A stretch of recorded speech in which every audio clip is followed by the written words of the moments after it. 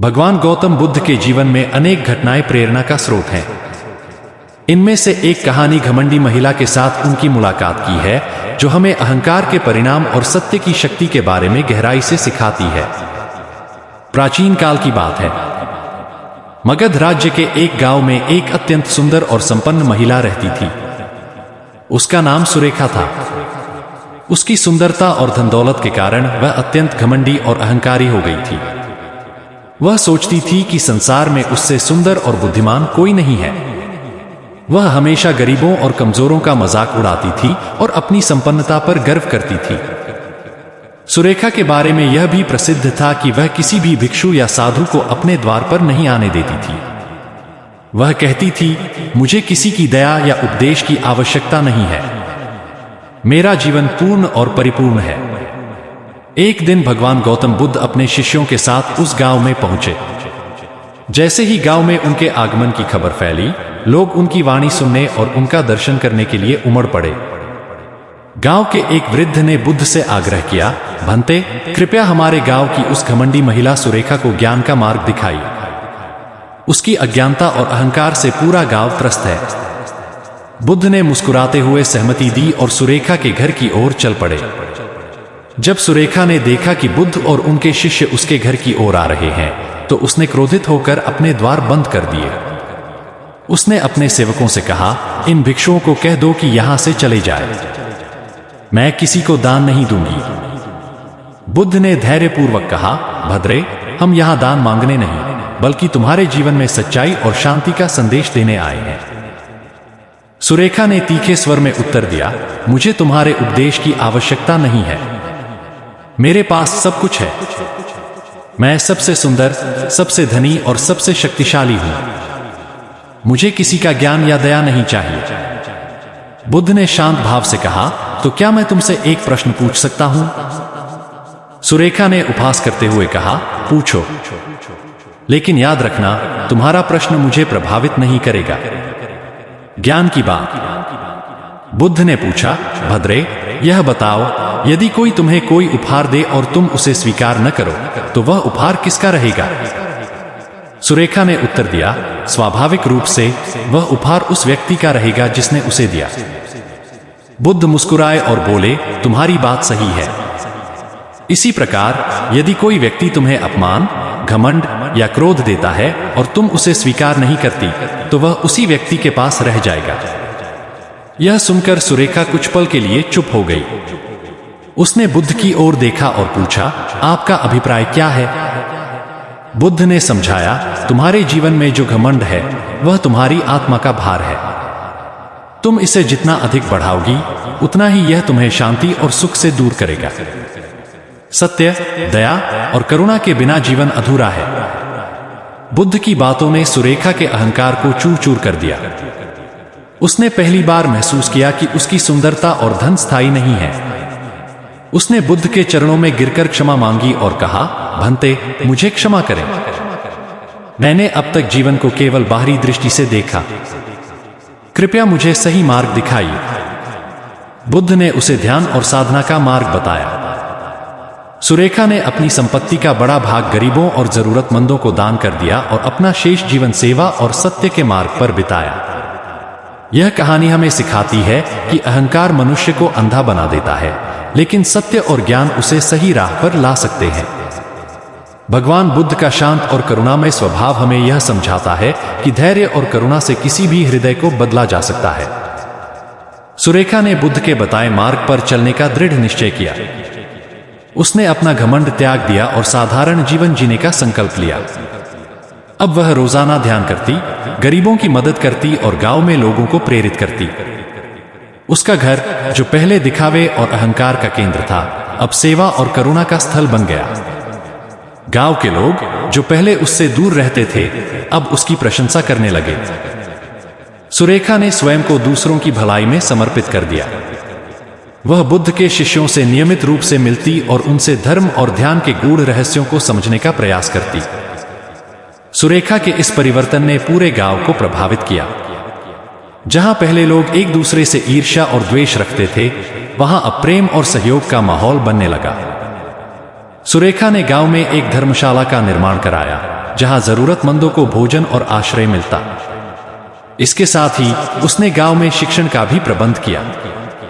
उसने बच्चों को शिक्षा के महत्व को समझाया और महिलाओं को आत्मनिर्भर बनने की प्रेरणा दी।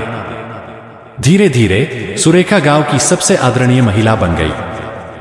कुछ वर्षों बाद भगवान बुद्ध पुनः उसी गांव में आए। सुरेखा ने उनके आगमन की सूचना पाकर अपने हाथों से फूलों की माला बनाई और गांववासियों के साथ उनका स्वागत किया। वह बुद्ध के चरणों में गिरकर बोली, भंते, आपने मेरे जीवन को अंधकार से उजाले की ओर मोड़ दिया। मैं आपके आशीर्वाद से ही आज इस पथ पर चल पाई हूं। बुद्ध मुस्कुराए और बोले, भद्रे, परिवर्तन का श्रेय तुम्हें स्वयं को जाता है। सत्य को स्वीकार करने और अहंकार को त्यागने का साहस तुमने किया। यही धर्म का मार्ग है। बुद्ध ने सभा में उपस्थित लोगों को संबोधित करते हुए कहा, अहंकार मनुष्य को विनाश की ओर ले जाता है, जबकि दया और विनम्रता उसे सच्चे सुख और शांति का मार्ग दिखाते हैं। जिस प्रकार एक कमल कीचड़ में खिलकर भी स्वच्छ और निर्मल रहता है, उसी प्रकार मनुष्य को भी अपने दोषों से ऊपर उठकर सत्य और धर्म का अनुसरण करना चाहिए। सुरेखा ने बुद्ध के इन वचनों को अपने जीवन का मूल मंत्र बना लिया। वह अब पूरी तरह से आत्मसंतुष्ट और शांत थी। यह कहानी हमें सिखाती है कि जीवन में वास्तविक खुशी बाहरी संपत्ति, रूप या शक्ति में नहीं, बल्कि भीतर की शांति और सत्य की खोज में है। अहंकार और घमंड नष्ट होने वाले हैं, लेकिन करुणा, विनम्रता और धर्म सदा स्थायी है। सुरेखा का जीवन यह प्रमाण है कि जब मनुष्य अपने भीतर झांकता है और अपनी गलतियों को स्वीकार करता है, तब वह आत्मिक उत्थान की ओर बढ़ सकता है। भगवान बुद्ध का धैर्य और करुणा आज भी मानवता के लिए प्रेरणा है। सुरेखा ने न केवल अपना जीवन बदल लिया, बल्कि समाज को भी सुधारने में महत्वपूर्ण भूमिका निभाई। उसने गांव में एक ध्यान केंद्र और विद्यालय की स्थापना की। ध्यान केंद्र में गांव के लोग नियमित रूप से ध्यान और साधना करने आते थे। वहां बुद्ध के उपदेशों पर चर्चा की जाती और लोगों को जीवन में सच्चाई और करुणा का महत्व सिखाया जाता। विद्यालय में बच्चों को न केवल शास्त्रों की शिक्षा दी जाती, बल्कि उन्हें नैतिक मूल्यों का भी ज्ञान दिया जाता। सुरेखा का मानना था कि आने वाली पीढ़ी को शिक्षा और संस्कारों का मिश्रण दिया जाए, ताकि वे एक बेहतर समाज का निर्माण कर सके। हालांकि सुरेखा का यह परिवर्तन इतना आसान नहीं था। कई लोग उसके बदलाव पर संदेह करते थे और उसे ताने मारते थे। कुछ ने यह भी कहा, एक अहंकारी महिला अब विनम्रता का दिखावा कर रही है, लेकिन सुरेखा ने धैर्य नहीं खोया। उसने बुद्ध की सिखाई करुणा को अपने जीवन का आधार बनाया और आलोचनाओं को अपने कार्यों से जवाब दिया। एक बार गांव में अकाल पड़ा। लोग भूख और प्यास से परेशान थे।